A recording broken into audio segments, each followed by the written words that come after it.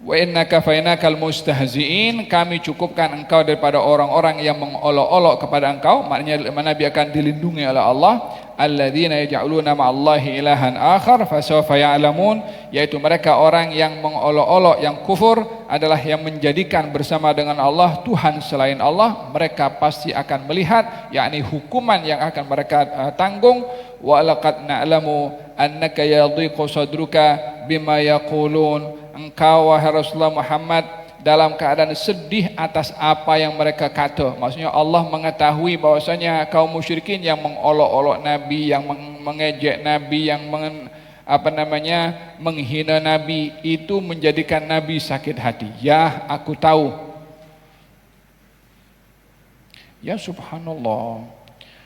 Dalam ayat ini Allah Subhanahu wa taala ingin memberitahukan bahwasanya perasaan Nabi sakit hati itu diketahui oleh Allah dan diceritakan oleh Allah.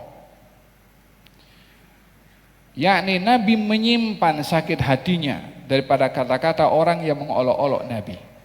Namun Allah menceritakannya. Supaya apa? Supaya kita ini kalau diolok-olok orang, dimaki orang, diperli orang, di Facebook ke, di IG ke, dihina orang, ambillah sedikit itu daripada sifat Nabi SAW. Dia pun diolok-olok juga, dia pun dimaki juga, dikatakan penyihir, dikatakan bomoh, dikatakan pendusta, dikatakan pembawa dongeng, dikatakan gila, apalagi yang dikatakan oleh kaum musyrikin kepada baginda Rasulullah. Itu bukan hanya lalu begitu saja, itu menyakitkan perasaan Nabi, sakit hati Nabi ketika dikatakan demikian.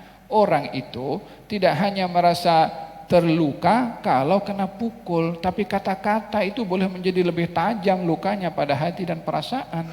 Orang kata luka pada kulit itu mudah untuk sembuh, luka dalam hati lama untuk sembuh. Dengan apa luka dalam hati? Kata-kata. Walihada dikatakan lidah ini boleh lebih tajam daripada pedang. Faham tak? Walihada usaha orang yang untuk menjatuhkan orang lain itu bukan dengan kekuatan fisikal, kekuatan mulut. Fitnah dari sini, fitnah situ, fitnah sampai orang itu stres gara-gara kata-kata. Makanya ada istilah yang dipakai untuk kita dapat mengelak daripada stres apa yang dikata oleh orang, menggunakan benteng fiqhut taghaful. Apa itu fiqhut taghaful? Fiqh ignorance. Jangan peduli, jangan hiraukan. Ya, sometimes itu fiqhut taghaful menjadi ubat. Bukankah dalam Al-Quran Allah berfirman, wasbir ala ma yaquluna wahjurhum hajran jamila. Hai Rasulullah Muhammad, sabar kamu apa yang orang kata kepada kamu. Lepas itu wahjurhum hajaran jamila. Tinggalkan, jangan pedulikan, jangan hiraukan. Hajaran jamila, dengan kamu tidak menghiraukan yang sopan. Ya salam, hatta na ignorance pun ada sopannya juga. Kita kalau mengkaji dalam Quran ini, Allah lengkap semua diajarkan. Asal kita mahu tundukkan kita punya emosi dengan Quran. Kalau tidak, dia siapa dia maki saya? Dia tak tahu ke? Kalau dah begitu, sama dia dengan dia. Jangan mudah melenting. Mula once kita sudah mula naik emosi, itu peluang yang emas bagi syaitan. Mati, marah, cepat. Jangan bagi ruang syaitan dengan permulaan emosi. Orang nak kata apa kata. Kata Imam Abdullah bin Al-Haddad, katanya da'in nas yaquluna ma bada lahum wattathik billah rabbil khalaiqi. Biarkan orang mau cakap apa dia mau cakap, tapi yakinlah, peganglah kepada Allah, Tuhan yang menciptakan manusia. Ya subhanallah, kita dalam ilmu tasawuf itu diajarkan, kalau ada orang maki kepada kita, lihatlah siapa yang mengizinkan adanya kata yang keluar daripada orang itu untuk caci kepada kita. Siapa yang bagi mulut kepada dia? Siapa yang bagi kata keluar daripada mulutnya? Yang melihat semua kata-kata dan apa yang berbicara alam semesta ini berbicara, karena yang maha kuasa menciptakan segala kata-kata, terlepas baik atau buruknya. Dia akan mencari hikmah pada kata-kata yang menyakitkan hati dan perasaan. Dia tidak akan melihat kepada apa yang dikata, menyakitkan atau tidak, tetapi dia melihat ini orang berkata, yang mengizinkan dia cakap siapa.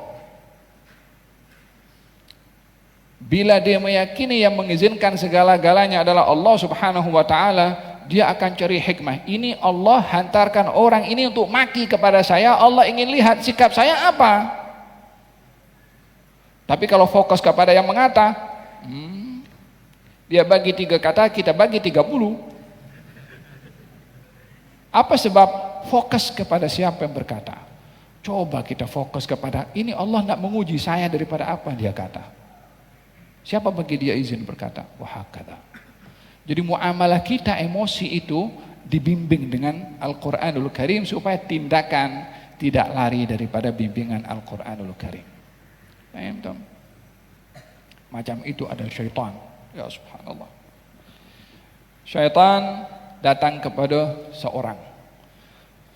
Seorang ini dia sudah berpuasa Isnin dan Khamis selama 20 tahun. Tapi dia puasa ini senyap-senyap. Orang terdekat pun tak tahu kalau dia sudah berpuasa Isnin dan Khamis 20 tahun. Sekali waktu syaitan datang menyerupai manusia. Dia kata, gharib, saya orang asing datang daripada luar, mohon dijamu. Kata orang ini, ahlan wa sahlan, datang. Hari ini saya berpuasa, Tuhan boleh sediakan makanan buka puasa untuk saya. Mana ada syaitan puasa? Tapi ditipu. Dah mula dari dekat maghrib, katanya, ya hadha, tuan rumah, saya ini puasa, kenapa makanan kamu tidak hidang-hidangkan? Saya tak cium bau makanan pun daripada dapur kamu. Kata Tok Syekh itu mengatakan, sabarlah.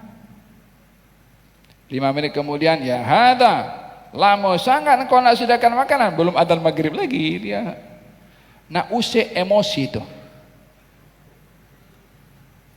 Last kali bagi tahu, ya hadha, engkau tak ada rasa hormat dengan tamu. Hari ini aku berpuasa, satu kampung nih tak seorang pun yang berpuasa seperti aku.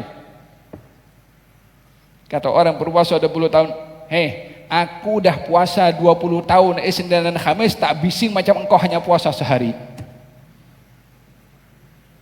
Kata syaitan, khalas, cukup dah. Dia dah tunjukkan puasanya 20 tahun dengan takabur dan riya. Lepas itu dia pergi. Mana ada syaitan puasa nak buka puasa?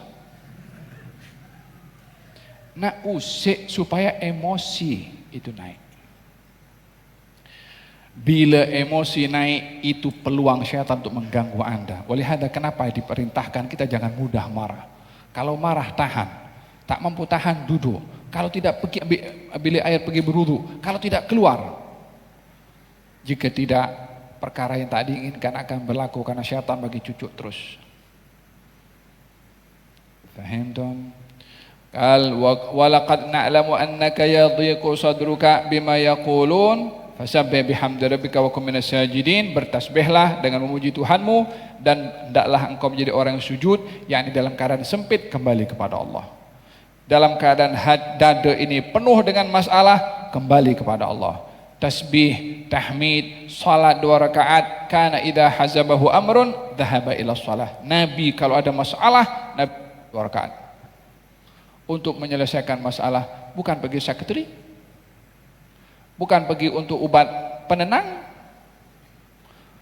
Yang pelik kan banyak orang kan, muslim, muslimah, mukmin, mukminah, stres.